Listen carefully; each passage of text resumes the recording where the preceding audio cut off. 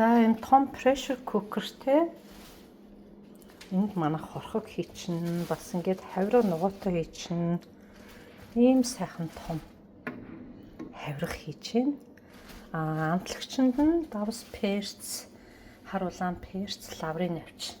Тэгэл болоо тэ нэ. Ногоонууд нь энд байна.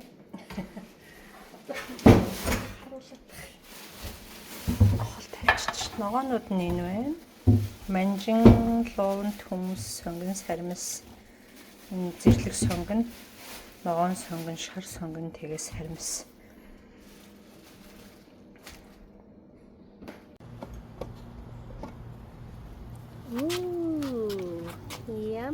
Ям. Мулц. Гоё болсон байна. Ингээд хаглаад тэгээд дээдлийнх нь нөгөө шүглддэг юмыг хийгээд буцалгаад тэгээд яг шүглдэж эхэлснээс нь хойш 30 минут байлгасан тий. Тэр болтлоо бараг нэг шүглдлээ бас 30 минут болсон тий.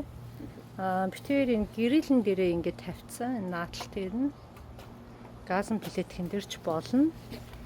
Тэгээд хэр их мах хийж байгаагаас бас шалтгаална.